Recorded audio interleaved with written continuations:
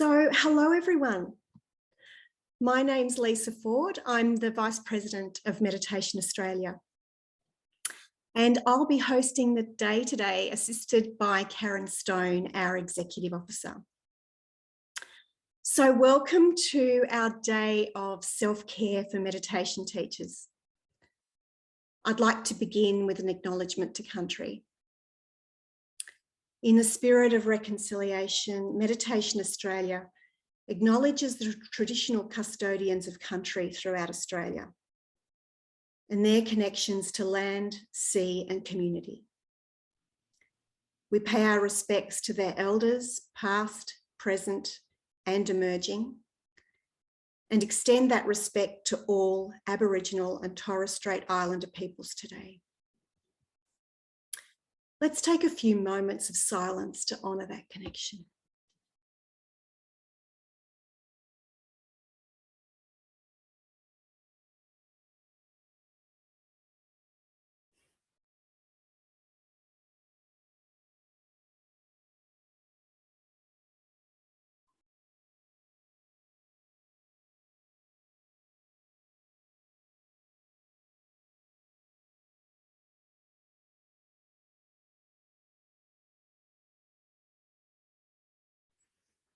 So, well done for making the time and space to be here today. I know it can take a fair bit of organising and prioritising to get yourselves here. So it's really wonderful that you're all here and ready to receive the offerings of the day. It feels to me like self-care is an ongoing process of listening and attending to our needs on many levels. Much like caring for a child or a beloved pet. And just like a child, our needs are constantly evolving and fluctuating with different ages and stages of life, even from day to day or hour to hour.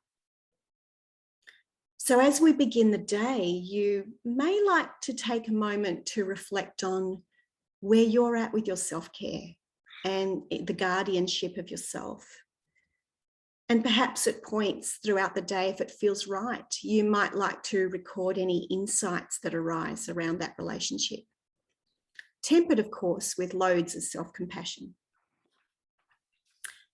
And it feels important to me to stay inspired in self-care. You know, it's a big job. So to make it fun, restorative and pleasurable where possible.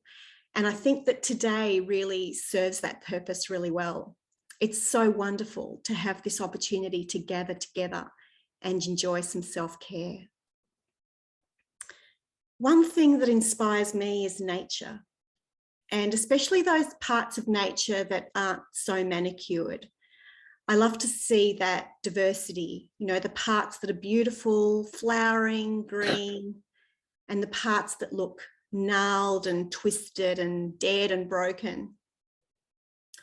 And to observe how every part of nature has its place. And all of it together creates this overall sense of magnificence that is palpable. And as we know, we're part of that.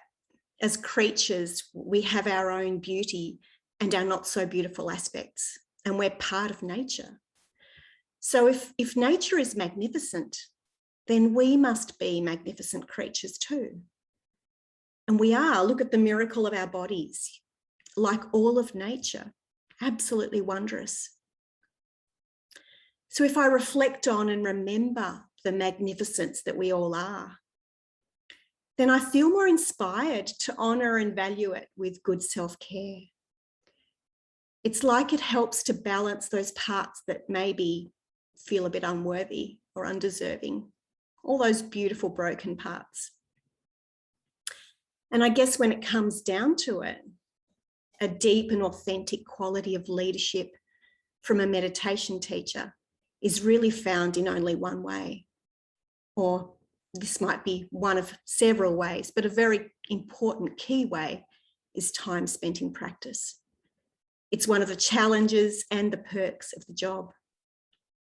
And in that time, we become the guardian and the leader to our inner child. And in turn, an effective guide and role model for others to do the same. And in that space of contemplation and experimentation, where we meet our personal challenges and can potentially experience deep truth, this can translate into creating very engaging curriculum for our students. And could you think of a better way, a more thrilling and beautiful way to make a living? So today, a wonderful array of presenters, all carefully chosen to provide a really nurturing day of great mind and soul food. And Karen's placed the link to the program for today, which I know many of you are already received via email, but it's in the chat if you'd like to have a look at it. Today, we're going to be taking 5-minute breaks between each presenter and an hour for lunch. And at lunchtime, we'll be closing the room. So please keep your link handy to return after lunch. The presenters will be recorded, but you will not. So feel free to leave your camera on. And let's begin with our first presenter. Ian Gawler, OAM, is an Australian author and a prominent advocate for the therapeutic application of mind-body medicine and meditation. And he actually really needs very little introduction. He's very well known amongst us. He's played a major part in popularizing meditation, mind-body medicine, and other self-help techniques in the Western world. With a gift for translating ancient wisdom into a modern context, and having appeared widely in the media, Ian is known for his wisdom and clarity. And he's also one of the founders of Meditation Australia. So this morning, Ian will explore our role as meditation teachers in an interactive, experiential exploration of how we might develop this role further. So thank you so much, Ian. Over to you. Well, thanks, Lisa. Thank you for a lovely introduction. It's wonderful to be introduced by a magnificent person. I hope everybody else is feeling the same magnificence. And I must say, I'm pleased to see an audience. I thought with Melbourne coming out of lockdown, at least all the Melburnians would be out at cafes or down at parks or doing something to celebrate having broken a world record for the longest lockdown through COVID. But I guess also it points to the stresses that the whole community has been under, and I guess we all feel it to some degree. I think it's been an incredibly turbulent time, and frankly, I'm not sure how people without a meditation practice are managing, because I think even speaking to people who are regular practitioners, a lot of us are feeling a bit frazzled at this point in time. So it's wonderful that your organisation's put together this program. I'm really pleased to be a part of it, and hopefully we can get things off to a good start, and things will only get better through the day. So let's start off in a traditional meditation type way and do some practice together. And I'll start this practice, which might go 15-20 minutes, with an exercise that we commonly do at the start of meetings.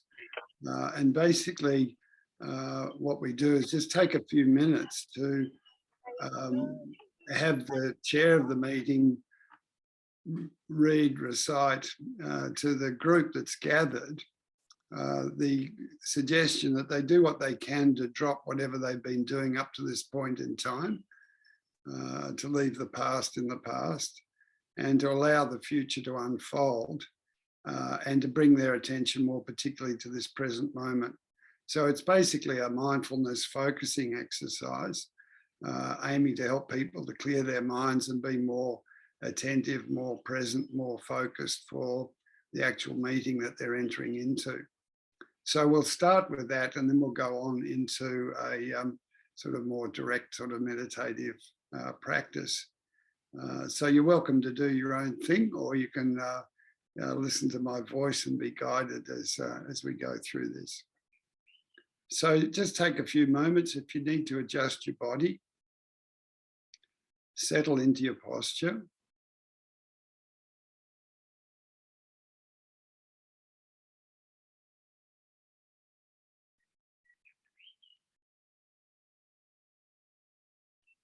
And then have that sense of relaxing into your posture.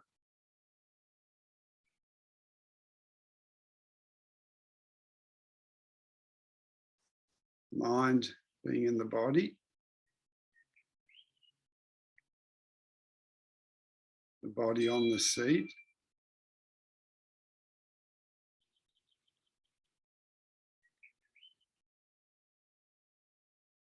And then do what you can to let go of whatever you've been doing up to this point in time.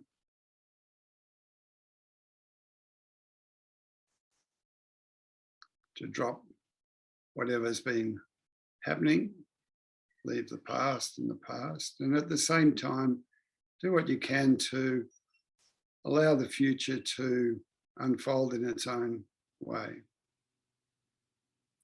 And if there is anything particularly strong in your mind at the moment, just have the intention of parking it, just have the intention of putting it to one side for the moment, to drop it for the moment, and you can make a note to come back to it later on. So it's that sense of coming into a present moment awareness.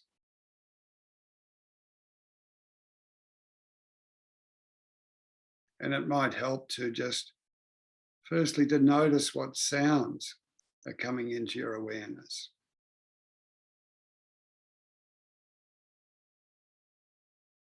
You might like to listen for any sounds that are coming into your awareness from outside of the space that you're in.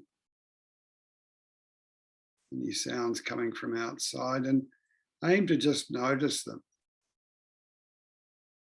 Aim to let go of any judgment of liking a particular sound or wanting another sound to go away, or aim to let go of any commentary.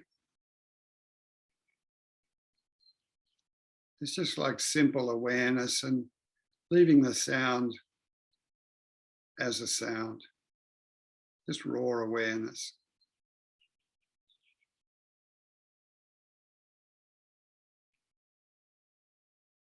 And then bring your attention more particularly into the room that you're in, the space that you're in.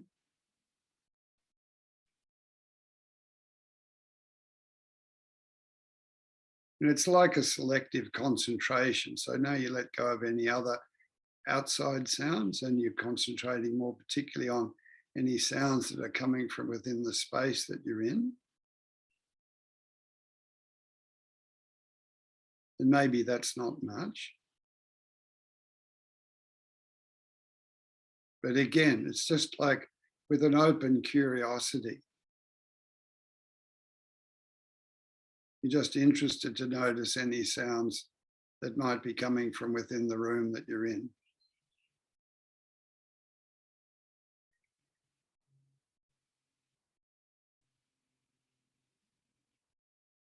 And then take your attention more particularly again to your own body and listen closely.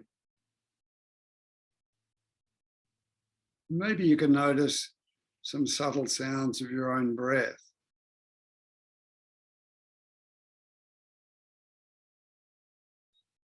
Breathing in, breathing out. And again, just curious to notice. It's not like you're expecting anything in particular. And you just allow your breath to take up whatever rhythm feels comfortable for you at the moment. But there's just this open curiosity. Can you hear any sounds accompanying your breath? And what are they like? Free of any commentary or judgment? Just leaving the sounds as they are. Just curious to notice them. Pure awareness. And as you hold your attention on the breath, you might also notice the subtle movements in your body as you're breathing in and breathing out. So again, it's just like a curious exploration. It's almost as if you've never paid attention to the movements in your body before, and you're just interested to notice which parts of your body do move as you're breathing in and breathing out. So there's no expectations, there's no judgment, there's no commentary. It's just like finding out. It's just an open curiosity. Breathing in and breathing out. And as you continue to hold your attention on the breath, you might also notice that each time you breathe out, there's just a natural tendency to relax a little, to let go a little. This is just a natural thing. We breathe in, we breathe out, and as we breathe out, we just tend to let go and relax a little. So without making any more or less of this, just noticing that natural tendency to let go and relax a little with the out breath. And just going with it.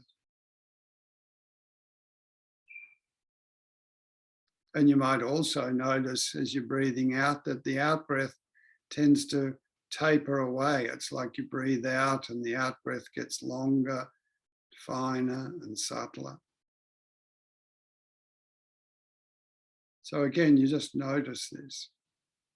Breathing out, the out breath getting longer and finer and subtler, and just that gentle feeling of relaxing, releasing, letting go a little.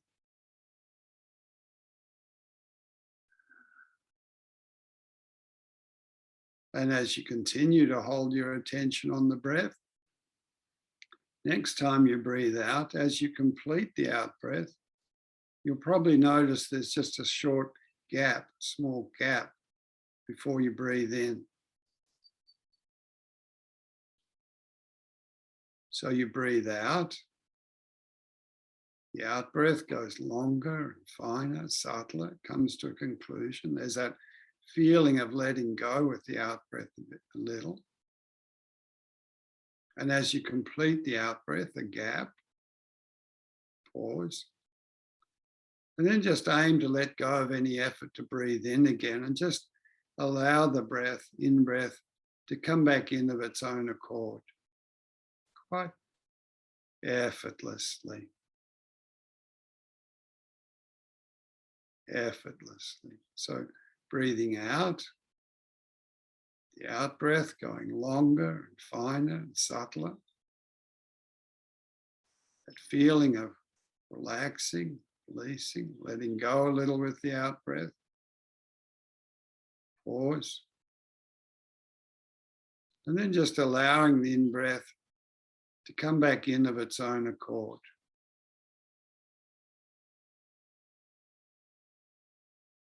And just feeling the natural ease of it all. Natural ease of it all. Just going with it.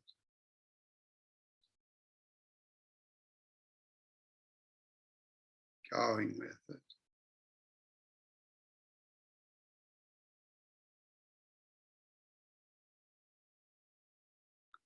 Now you might like to take your attention up to that point between the eyes, a little into the forehead.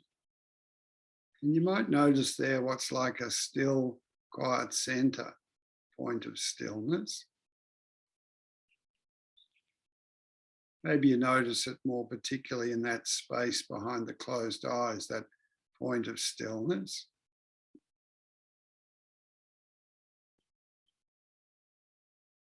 So just hold your attention now lightly on that point of stillness.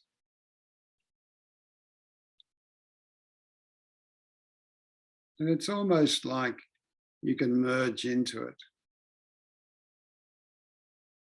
Move into that stillness, like a merging, a melting.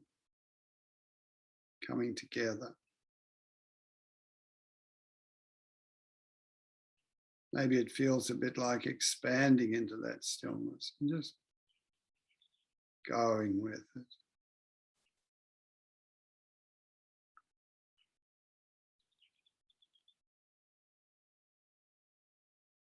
Going with it.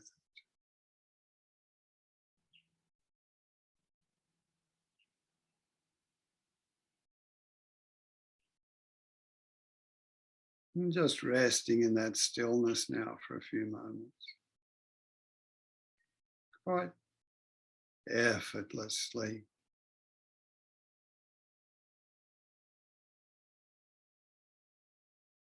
Effortlessly, just simply letting go.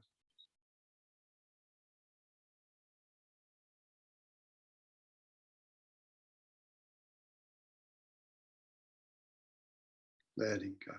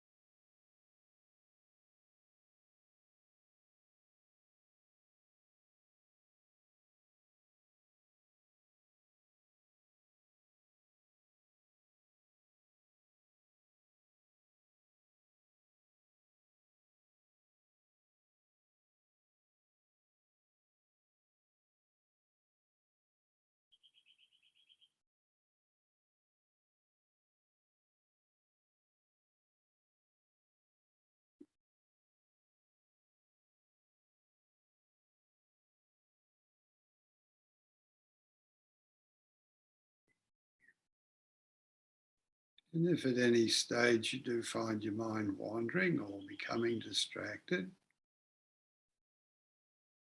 just as soon as you notice that, just bring your awareness back to that point of stillness once again. Merging, melting, expanding, just resting in that stillness again.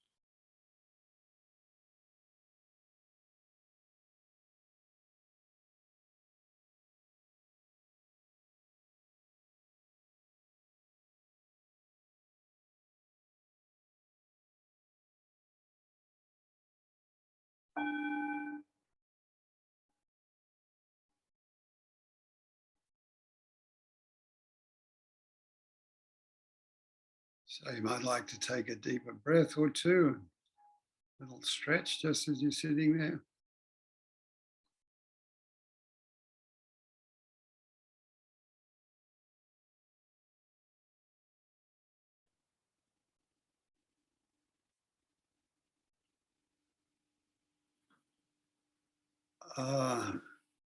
Maybe there's a need to apologise for interrupting and talking. I've got a feeling for self-care we could have just sat there for an hour, but anyway, I think the expectation is I say something as well. So I'll conform. Just out of curiosity, in that sort of little exercise we've done, how many of you at least got some sort of glimpse of that stillness I was alluding to? Yeah, most. So speaking personally, when I start a meditation class, that's usually the exercise I would start with, because the intention is to help people to get a direct experience of what is a self-evident reality, and that is that our minds have two aspects. And the common reality is that most people are familiar with one and not so familiar with the other, and that most people function from a perspective of one to the detriment of the other. So these two aspects of mind are what we might call the active mind. And firstly, this active mind is caught up with thoughts, both conscious and unconscious, and emotion.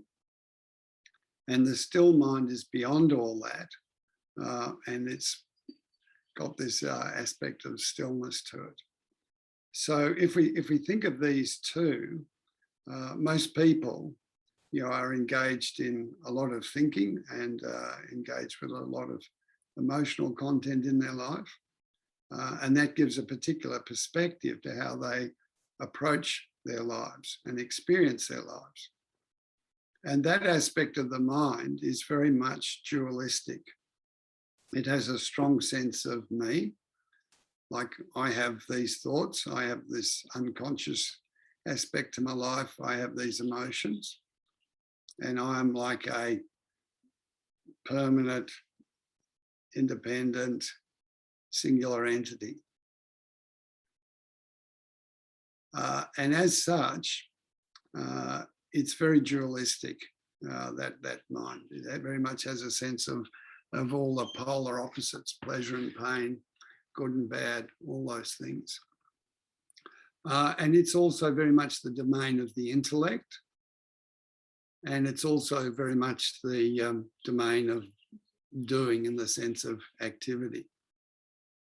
Whereas the still mind is beyond all that activity.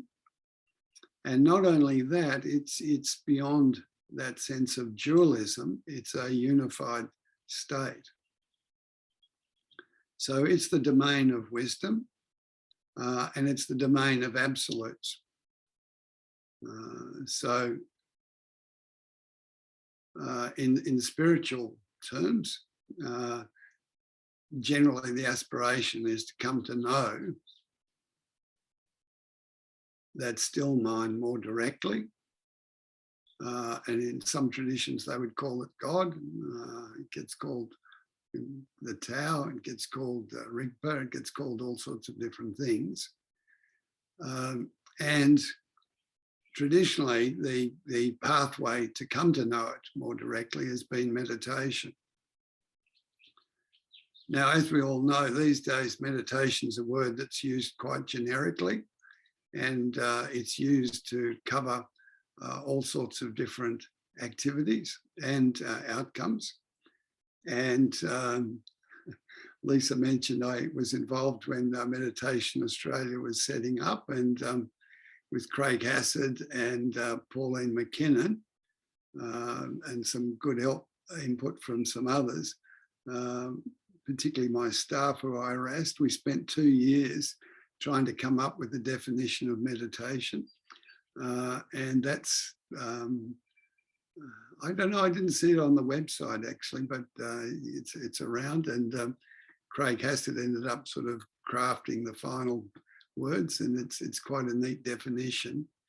I'd like to suggest to you a sort of simple definition in line with what I've just sort of introduced, and that is meditation is this process which takes us from our ordinary everyday engagement with our active mind into a deeper experience and more direct experience of our still mind. So meditation takes us from doing to being. It takes us from that dualistic experience of life to a non-dualistic experience.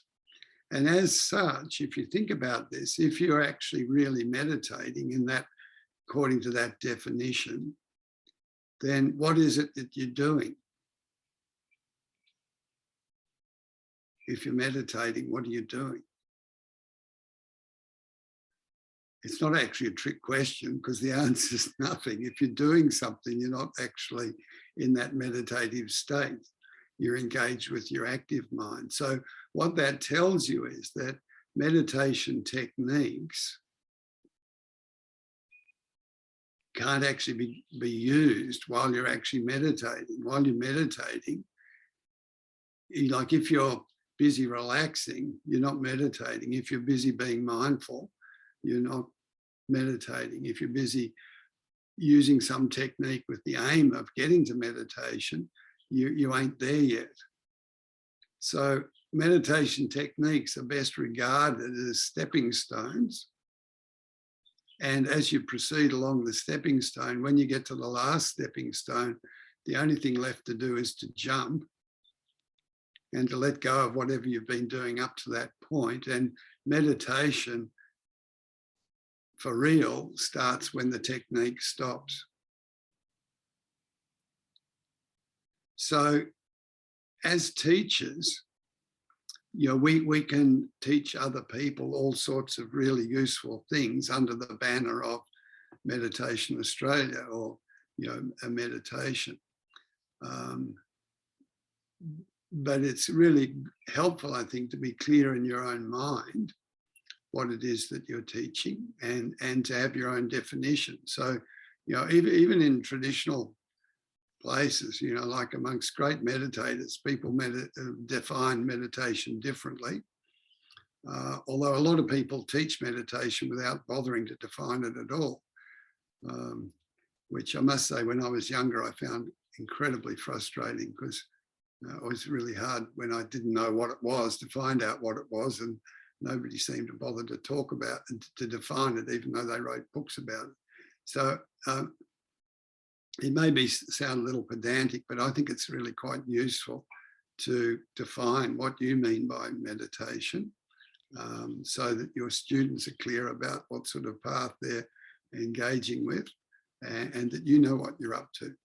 And if you are interested in this stillness, which I think is what actually pure meditation really is, then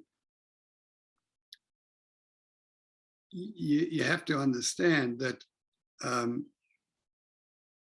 technique is only going to be useful to get you to the point where you can actually have the confidence to let go and go beyond your engagement with the active mind and its emotions and enter into this deeper stillness that's beyond all that. And so if you think about what, as a teacher, you can do to contribute to making that possible for your students, then it's a lot about what helps them to let go, what helps them to have the confidence and feel secure enough to actually take what's just really quite a huge leap, to let go of our, very strong attachment to this notion of self and our individuality and our uniqueness, and to let go of our thoughts and our emotions and enter into what for most people is a bit of an unknown, into this deeper stillness, which as you approach it, some of you I'm sure be aware can feel a bit intimidating. So if you consider this sort of just from a theoretical sort of point of view, what is it that's likely to help people to feel confident to get to that point? And clearly the environment that you create in setting up your classes helps a great deal. And I think it's, in recent times with so much going on Zoom, this is something to really notice. It's much harder to do this over the internet than it is in person, where you've got the opportunity of creating a really nice space. And people go through that whole ritualistic process of traveling across town, really making time, separating themselves from their home or their work environment, and coming into a space that's designated as a meditation space. And I know at the foundation I used to work at, where we had a meditation sanctuary, we kept that place silent. So we really encourage people not to talk at all in there, apart from when a group leader might be leading a meditation practice. And I imagine you're all aware, when you meditate in the same place, particularly with numbers of people over time, it really does take on a presence of its own. And so you can walk into a building like that and you can just feel it. And it's almost like, you just walk in, you think, oh, this feels good. I can relax into this. I can let go into this. This is a safe place. So the physical environment's important. The company is important. And, in Buddhism, they talk of Sangha, which is the community of practitioners. And so that's important too. And there's definitely a benefit in weight of numbers in that sense. But again, traditionally, the primary factor in this was the teacher, and the teacher's capacity to convey something directly from their own experience of meditation and this deeper stillness to the students. And so traditionally, that was the teacher's main job in the traditions where meditation was along the lines I'm talking about, of going into this unified state of a deeper stillness. And so to be able to teach from that place, obviously you had to have your own experience of it, and then you had to have some means of being able to convey it. And as a consequence of that, when you look at some of the requirements that were mandated to teach meditation in some of the older traditions, they're formidable, really. I mean, it's almost like you've got to be enlightened before they sort of say you're fit to be a meditation teacher. And clearly that's not so practical in the current times. And I don't know, I mean, even amongst the great meditation teachers I've met, I'm not too sure I met too many enlightened beings. Might have met one or two, but they're pretty rare on the ground. And if we relied on those people for our meditation teachers, there'd be a lot of people who'd be missing out on things that would be incredibly important to them. And happily, what we can identify are the three main qualities that I think really enable you to be an effective meditation teacher. And these are worth making a note of. And happily, I think there are things that we can genuinely aspire to and be pretty confident that we're going to be able to fulfill. So the first one's our motivation.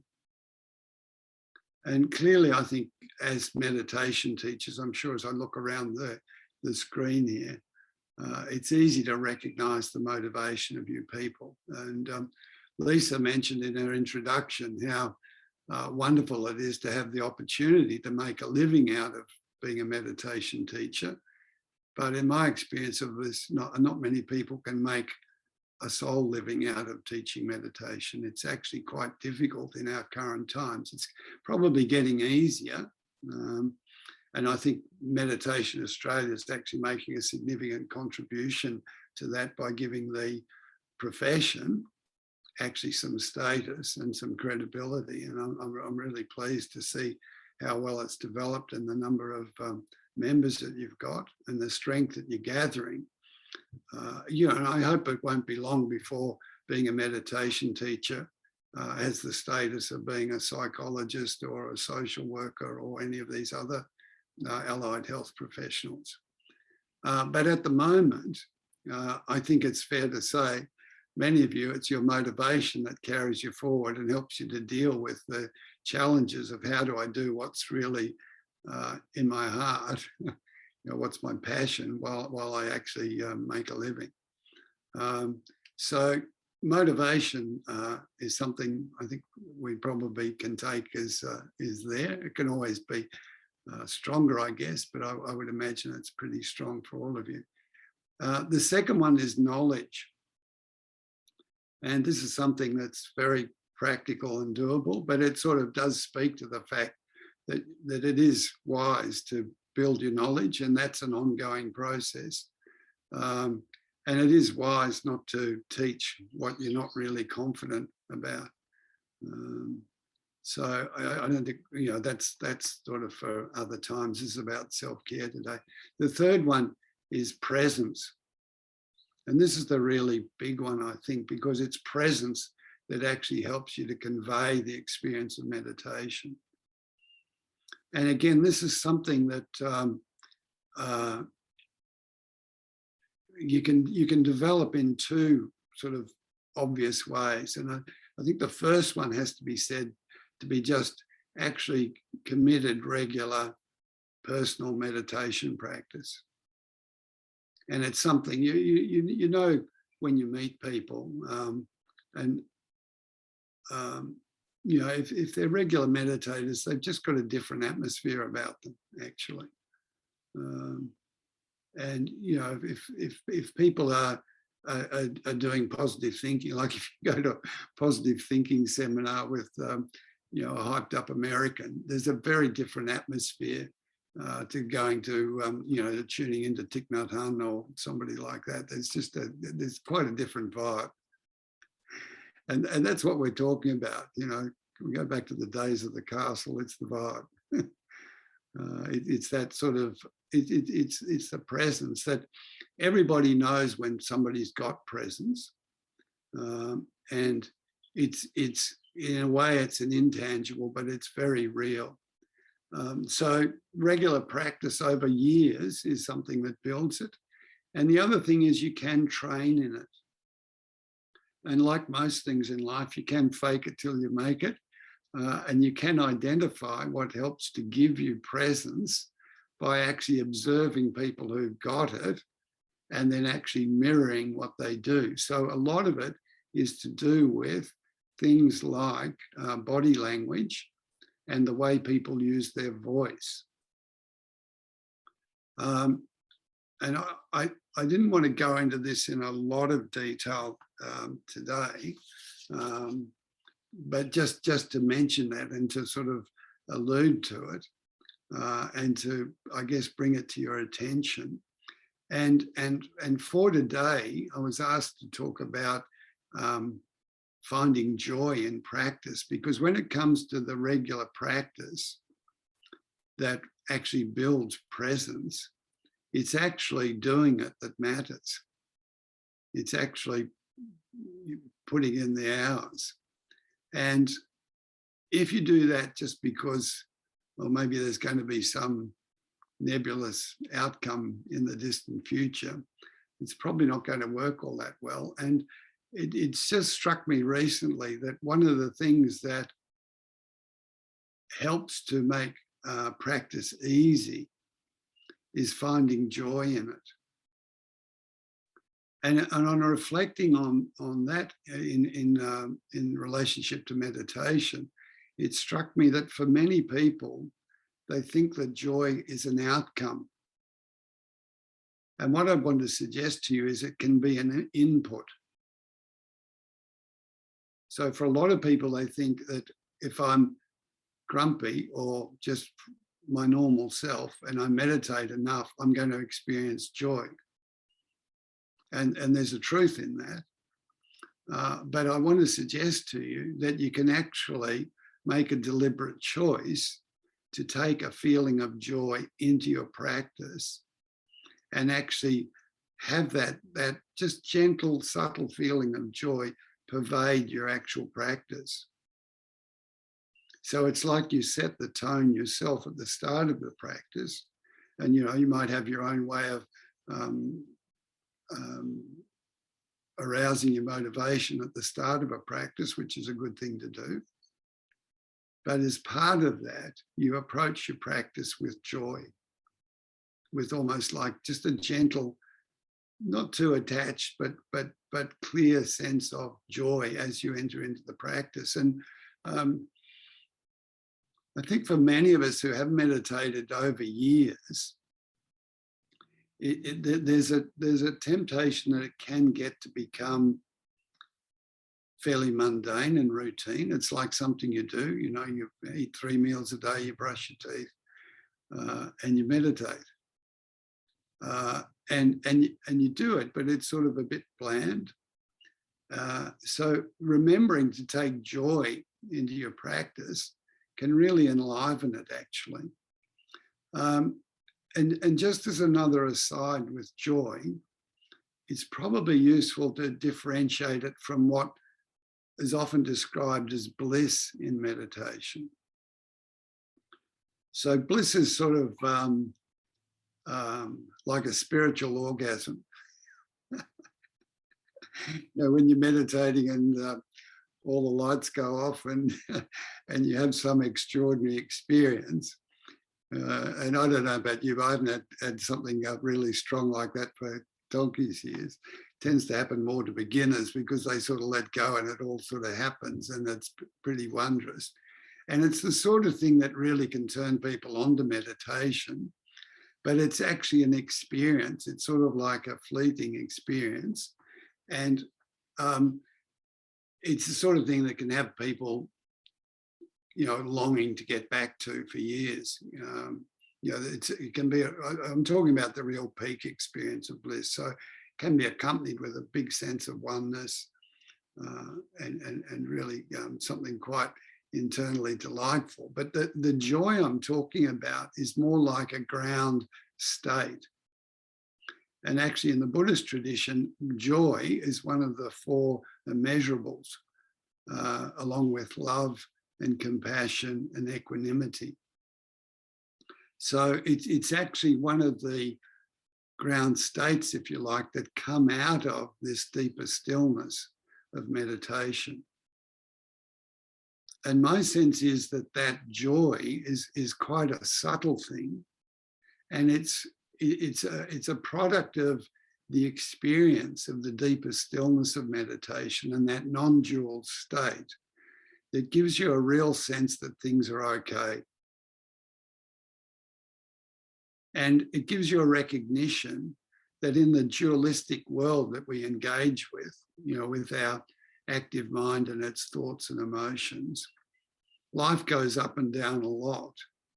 And clearly pleasure and pain have a fair claim to reality in that world. But from the perspective of the still mind, there's this deeper joy that life's actually okay as it is. There is an order and a sense to it. And it's that inner joy that brings a smile to long-term meditators' faces that are pretty enduring and seem to be present even through difficult times. There's a sort of an inner confidence and a natural ease. And I think it's quite tied in with this quite subtle but real sense of joy. So I think this sense of joy is clearly something we can engender, we can generate just by being conscious of it and taking it into our practice. And it certainly can be an outcome that when we really connect with that deeper sense of who we really are, then this joy is very much a part of that. And when we really tap into it, it becomes quite pervasive. So why don't we just take a few moments to go back into that aspiration of connecting with that natural stillness. And perhaps as we do that, it's good to remind ourselves that that stillness isn't something we have to create. It's actually a natural part of who we really are. And the metaphor of a blue sky with white clouds is very good for this. The blue sky is like the still mind. It's there, it's vast, it's spacious. It's not a void. It's full of creative potential and possibility. But then the white clouds that drift across that sort of space are like the thoughts and emotions that are coming and going and changing all the time, and sometimes beautiful, sometimes pretty ugly, sometimes dangerous. But always, always, no matter how heavy a storm might be, we know that if we can go and rise above the clouds, the storm, then the blue sky is there. So this stillness is a natural function of who we are. It is actually at the heart of who we are. It's there all the time. So we don't have to generate it. We just have to let go of the activity of our thoughts and emotions, and it's just there naturally. There it is. So let's just take a few minutes before we finish up with this session, just to let go of all this chatter, do what we can again to just settle into a deeper stillness. So if you need to adjust your body once again, just settle into your posture.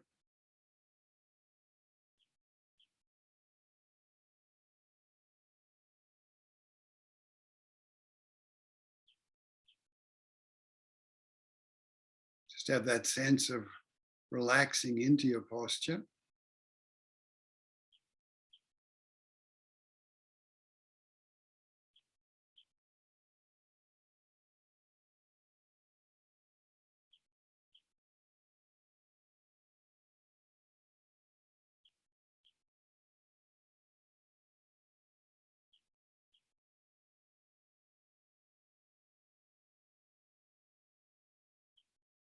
And just simply letting go for a few moments.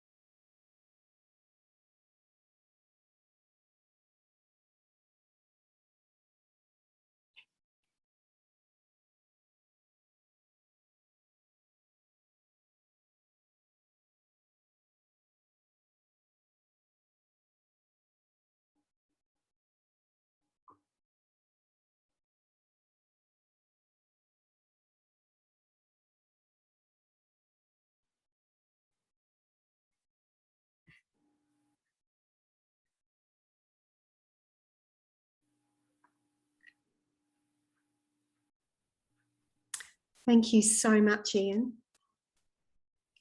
It was such a lovely, gentle way to begin this day today, hearing about what meditation really is and getting very clear about how that can inform our job as meditation teachers, and also learning about how to bring more joy to our practice. And it was a complete joy to listen to you today. So thank you so much for being here. Thanks, Lisa. Pleasure.